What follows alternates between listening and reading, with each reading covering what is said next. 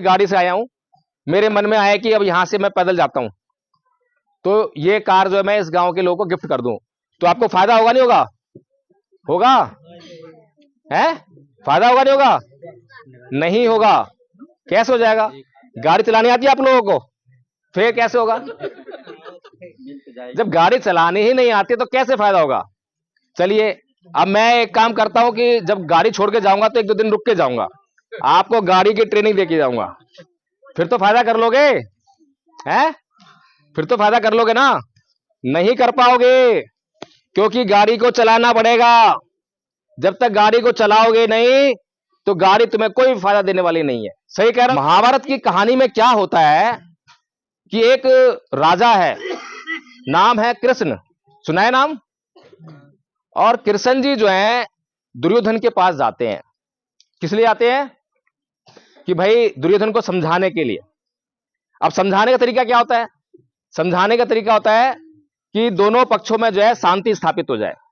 लेकिन वहां पर क्या कहते हैं, देख भाई दुर्योधन, या तो 5 गांव दे दे, नहीं तो युद्ध के लिए तैयार हो जा।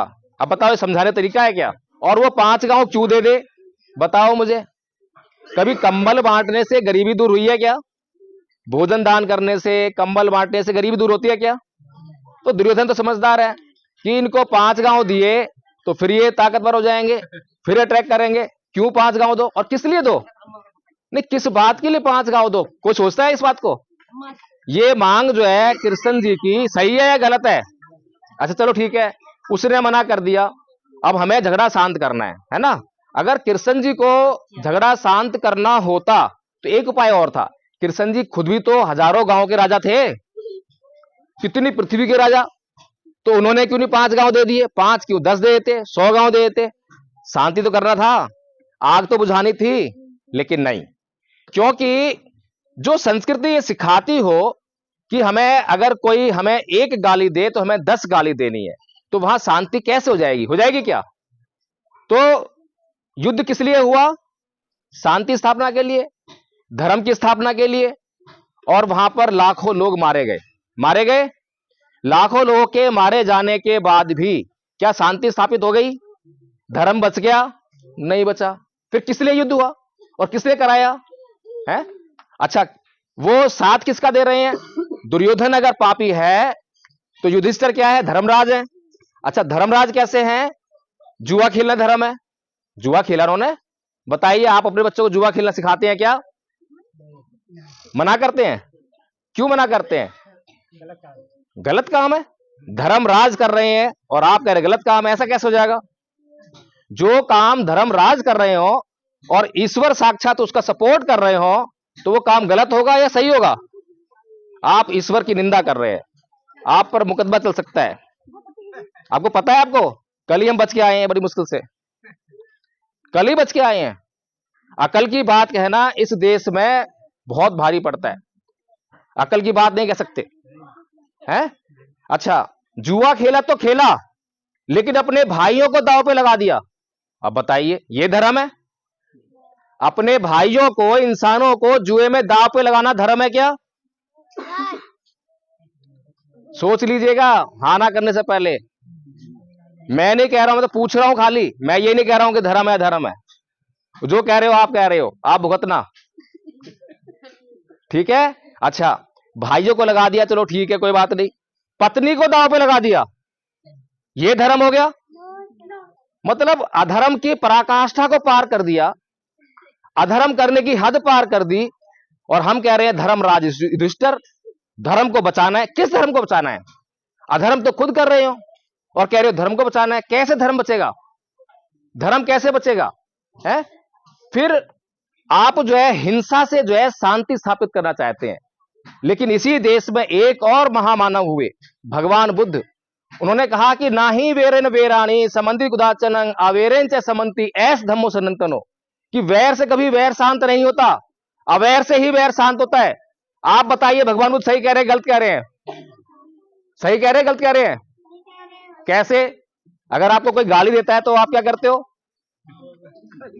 गाली देता है कोई तो क्या करते हो? गाली देते हो ना, फिर कह रहे हो सही कह रहे हैं। सही कह रहे तो गाली क्यों देते हो?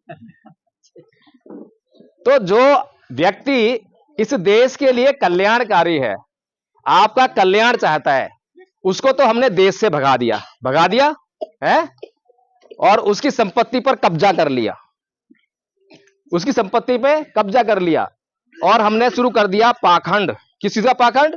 धर्म को अधर्म कहना, अधर्म को धर्म कहना, और लोगों को मूर्ख बनाना, नारियल फुड़वाना, धूपबत्ती लगवाना, अगरबत्ती लगवाना, ये सब शुरू कर दिया।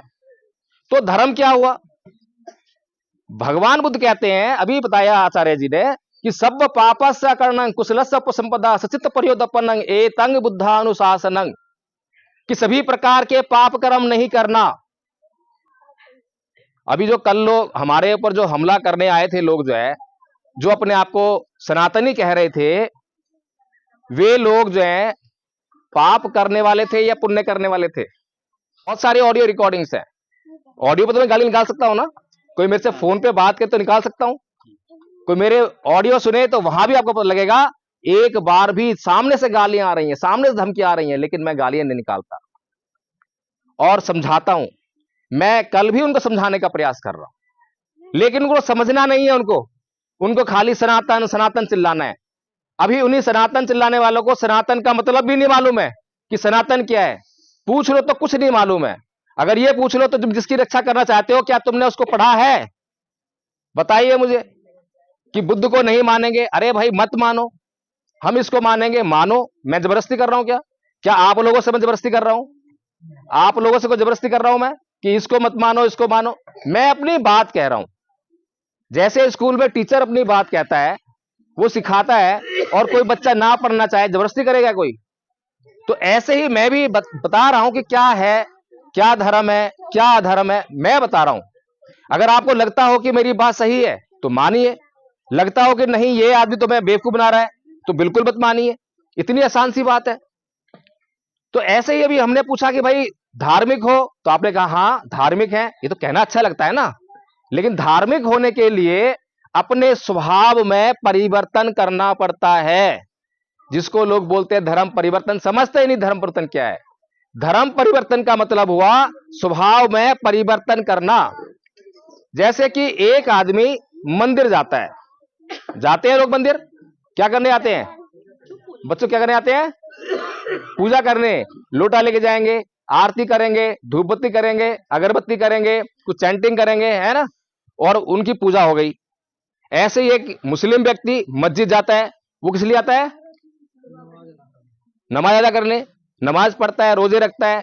अब ये लोग मंदिर मस्जिद जाते हैं तो मंदिर मस्जिद में ही बैठे आते, वापस घर पे भी आते हैं, और घर पे आके अपनी बीवी को मारते पीटते हैं, अपने बच्चों को गाली गलौज करते हैं, अड़ोसी पड़ोसी झगड़ा करते हैं। अब बताइए धर्म की जरूरत क्या थी, मंदिर मस्जिद में या घर पर? समझ में आ रहा है धर्म क्या है, धर्म क्या है? अभी तक हमने धर्म को अधर्म करके और अधर्म को धर्म करके ओढ़ के बस सादत तान के सो जाते हैं कि यही धर्म है। तो कहां से कल्याण होगा? अभी हमारे आसपास जो है लोग जो हैं वो किससे भरे हुए हैं? हिंसा से, द्वेष से, घृणा से, है या नहीं है? चारों तरफ ऐसे लोग हैं, किसी से आप जो है तसल्ली से बात नहीं कर सकते हो। पता नहीं कब उसको बुरी लग जाए, और बुरी लगने के बाद पता नहीं क्या कर जाए। कोई धरभर नहीं है किसी का, है या नहीं है? रोड पे चल रहे हैं, जरा सी गाड़ी टकरा जाए तो पता नहीं क्या से क्या हो जाए, हत्याएं हो जाती हैं।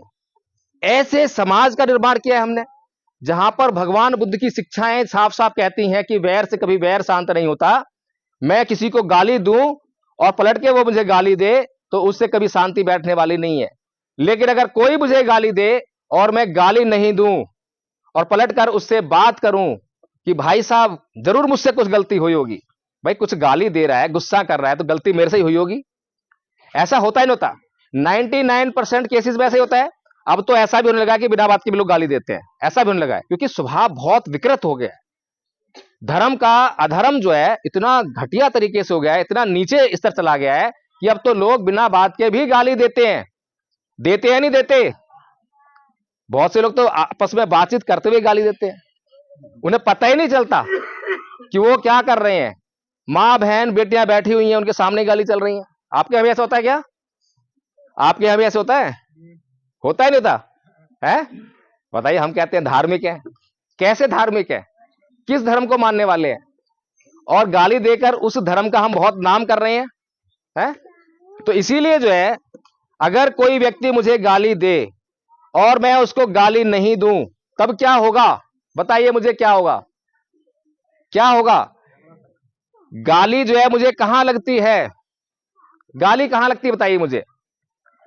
मुझे हाथ में लगी, पैर में लगी, यहां लगी, यहां लगी, कहां लगती है गाली? है?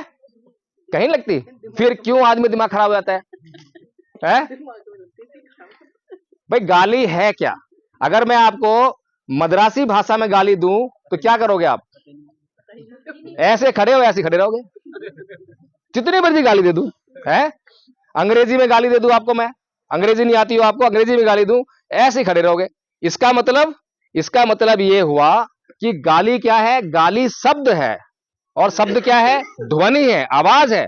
आवाज ही तो है, मैं बोल रहा हूं, इसको आप समझ रहे हैं ना? तो क्या होता है कि आवाज जब इकट्ठी होती है तो शब्द बनती है। जब आवाज को हम किसी तरीके से निकालते हैं, कई बार उसमें संगीत निकलता है, और हम बोलना सीख गए तो हमारी मुंह से जो है शब्द निकलते हैं, और शब्द का अर्थ होता है। अगर शब्द का अर्थ ना हो, यानी कि जब तक है अर्थ समझ में ना आए तो कुछ नहीं होता। और अर्थ से भाव निकलता है, भाव, और भाव से हमारी फीलिंग, भावना, वो जुड़ती है। जब भावना जुड़ती है, जब जाके गाली हमें आहत करती है। ऐसा बढ़िया ज्ञान जो है भगवान बुद्ध ने इस देश के लोगों को दिया। एक बार की बात है, एक ब्राह्मण भगवान बुद्ध को दूर से देखकर जो है गालियां की बौछार करने लगा। गालियां, सिर मुंडा, ये और वो, बहुत सारी गाली देने लगा। भगवान बुद्ध ऐसे जा रहे हैं और ऐसे चलते चलते उसके पास जाके रुक जाते हैं। वो गाली दिए जा रहा है।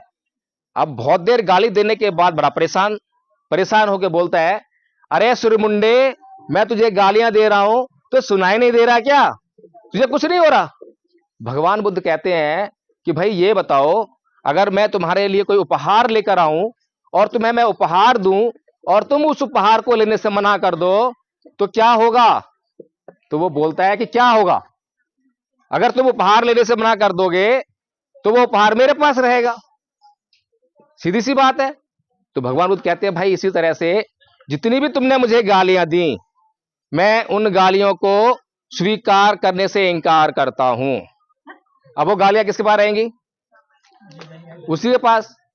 अब किसी के पास अगर सांप है, और सांप किसी को डसने के लिए उसको दे दे और वो मना कर दे, नहीं भाई तू ही रख, तो सांप किसको काटेगा? सीधी सी बात है। तो गालियां अच्छी चीज थोड़ी ना है। गालियां, क्रोध बुरी चीज है। तो जिसके पास है उसी के पास रहेगा, उसी का नुकसान करेगा। तू भैया अपना नुकसान कर, मुझे अपना नुकसान नहीं करना। लेकिन ये बातें कहना आसान है, उस पर अमल करना बड़ा मुश्किल है। अभी यहां पर खड़े होकर एडवोकेट जय भीम प्रकाश बोल रहा है कि क्रोध करना बुरी बात है। ये तो बहुत सारे लोग कहते हैं, सारे लोग बोलते हैं ना, बचपन से सुनते आ रहे हैं, लेकिन इसका असर कुछ नहीं होता। क्यों? क्योंकि इसकी प्रैक्टिस नहीं करते, हम अभ्यास नहीं करते। तो कैसे होता है? आज मैंने बोल दिया कि क्रोध नहीं करना चाहिए। क्रोध बहुत नुकसानदायक है। क्रोध घर में जो है फूट डालता है, घर में कलह कराता है, रिश्ते नाते टूट जाते हैं। तो आपको बात समझ में आ गई? तो आप कल से क्या करेंगे? कल से जो है उसकी प्रैक्टिस करना शुरू कर देंगे कि भाई एडवोकेट जय भीम प्रकाश आए थे, बहुत अच्छी बात कह के गए हैं, क्रोध नहीं करना है। लेकिन ऐसा नहीं है कि अब क्रोध जो है बिल्कुल बंद हो जाएगा। अभी भी जब कोई आपको क्रोध दिलाएगा तो क्रोध तो आएगा, क्रोध आएगा, क्रोध आकर नुकसान भी हो जाएगा। लेकिन नुकसान होने के बाद जब शांत हो जाओगे तब सोचोगे भाई गलत हो गया। क्या हो गया? गलत हो गया। अगर उस टाइम आपने ये सोच लिया कि गलत हो गया तो समझ लीजिए कि आप सही रास्ते पर आ गए हैं। और एक दिन ऐसा आएगा कि क्रोध करने से पहले ही जानकारी हो जाएगी कि मेरे भीतर क्रोध आ रहा है और ये क्रोध नुकसान कराएगा, और इस क्रोध को नहीं करना है। तो नुकसान होने से पहले ही काम जो है सही हो जाएगा। ये भगवान बुद्ध का ज्ञान है, खाली बातें करने का नहीं है। तो इसी बात की प्रैक्टिस जो है आदरणीय आचार्य कपिल देव जी ने की है आपके गांव में। उनका जीवन बदल गया है, उनका वैवाहिक जीवन जो सुखी हो गया है, आपके सामने बता रहे हैं। साथियों, मैंने धम्मपद संघ से प्रथम वर्ष का कोर्स सीखा, जो कि उस कोर्स को सीखने के बाद मैंने अपने जीवन में अप्लाई किया तो मुझे ये पता लगा कि मैं बहुत गलतियां करता था पहले, पाप क्या है, पुण्य क्या है, ये चीज़ें बारे में हमें पता ही नहीं था। तो मेरे घर का जो मेरे दोनों मियाँ बीवी में जो कलेश होता था कभी कभार छोटी-मोटी बातों को लेकर, वो तो बिल्कुल खत्म ही हो गया। गवाही है, कोई मैं झूठ नहीं बोल रहा हूं, आपके ही गांव का उदाहरण है, कहीं और का उदाहरण नहीं है। तो इसलिए अब ये बात है कि हमें धर्म सीखना है या अधर्म सीखना है, बताइए मुझे। धर्म सीखना है या धर्म सीखना है? अरे बड़ी कमजोर आवाज निकल रही है, ऐसा लग रहा है कि अनमने ढंग से बोल रहे हैं। मैं धर्म परिवर्तन तो करा रहा हूं, ये तो बात बिल्कुल ठीक है, खुलकर कह रहा हूं, लेकिन धर्म परिवर्तन है क्या? धर्म क्या होता है? धर्म होता है स्वभाव। क्या होता है? स्वभाव।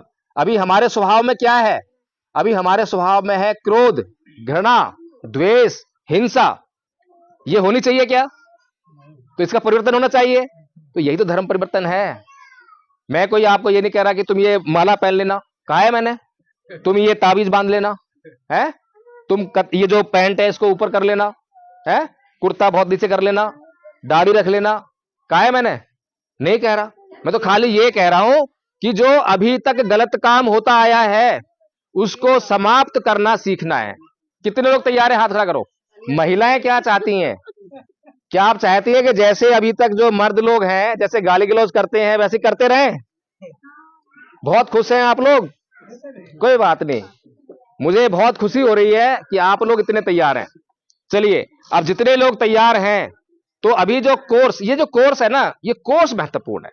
इस कोर्स को करना क्यों जरूरी है? इसको याद करना पड़ेगा। अब याद करना क्यों जरूरी है मैं बताता हूं आपको।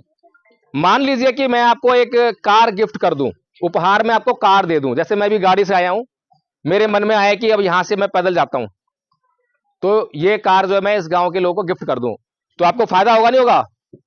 होगा है? फायदा होगा नहीं होगा? नहीं होगा। कैसे हो जाएगा? गाड़ी चलानी आती है आप लोगों को, फिर कैसे होगा? जब गाड़ी चलानी ही नहीं आती तो कैसे फायदा होगा? चलिए, अब मैं एक काम करता हूं कि जब गाड़ी छोड़ के जाऊंगा तो 1-2 दिन रुक के जाऊंगा, आपको गाड़ी की ट्रेनिंग देके जाऊंगा। फिर तो फायदा कर लोगे हैं? फिर तो फायदा कर लोगे ना? नहीं कर पाओगे, क्योंकि गाड़ी को चलाना पड़ेगा। जब तक गाड़ी को चलाओगे नहीं तो गाड़ी तुम्हें कोई फायदा देने वाली नहीं है। सही कह रहा हूं गलत कह रहा हूं? एक भी बात गलत कही मैंने? तो इसीलिए ये जो कोर्स है, लाइए दिखाइए, ये कोर्स बहुत छोटा कोर्स है और अनपढ़ से लेकर पीएचडी करे हुए लोगों ने ये कोर्स कर लिया है। कोई बाध्यता नहीं है। और आपको लगता हो कि आप नहीं कर पाएंगे, बस हमें बता देना कि मैं नहीं कर पाऊंगा और हमारे ऊपर समर्पित होना पड़ेगा कि जी आप करवाओ। कैसे करवाओगे? फिर देखिए चमत्कार, हम आपको करा के दिखाएंगे। अभी छोटी सी बच्ची जो है कपिल देव जी की, वो आप बोल नहीं रहे क्योंकि बहुत छोटी है ना, डर गई है, घबरा गई है, क्षमा याचना बोलती है? तो क्यों नहीं होगा? बहुत कुछ होगा। और जैसे ही आप ये कोर्स कर लेंगे तो कोर्स को करने के बाद हम आपको सिखाएंगे कि इसको जिंदगी में अप्लाई कैसे करना है। और जब आप सीख जाएंगे और उसके बाद ध्यान से जब उसको अप्लाई करने लगेंगे तो उसके बाद आपका कल्याण होने लगेगा, आपकी जिंदगी बदलने लगेगी। और आपकी जिंदगी में अगर कोई लाभ ना हो तो मेरी गर्दन पकड़ लेना, गारंटी देके जा रहा हूं। और ऐसी गारंटी कोई डॉक्टर, कोई वकील भी आपको नहीं देता। देता है क्या? किसी डॉक्टर के पास जाओ, क्या बोलता है? भाई भगवान भरोसे है, खुद नहीं करता कुछ भी, जाए कहीं मरमरा गया तो मेरे गले पड़ जाएंगे हैं? वकील के पास जो पूछो कि भैया वकील साहब केस जीत जाऊंगा, भाई कुछ कह नहीं सकता, ऐसे कहता है। जो धूर्त होगा, मूर्ख बनाने वाला, कह देगा हाँ जीत पक्की है, और वो हार जाएगा है।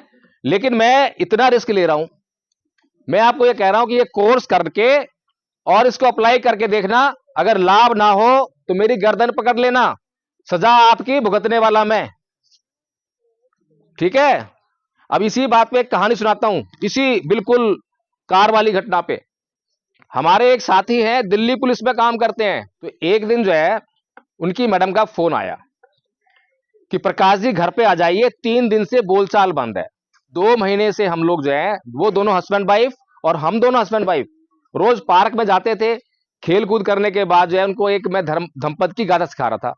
अकोछी मांगा बदी मांगा जीनी मांगा हासी में ये चतंग उपनयनती बेरंगते संग नैसम्मति, ये गाथा उनको याद कराई, उसका अर्थ भी याद करा दिया, लेकिन तब भी बवाल। तो फिर जब हम लोग दोनों घर पे पहुंचे तो वैसे ही आदरणीय जी जो है ड्यूटी से वापस आए घर पर।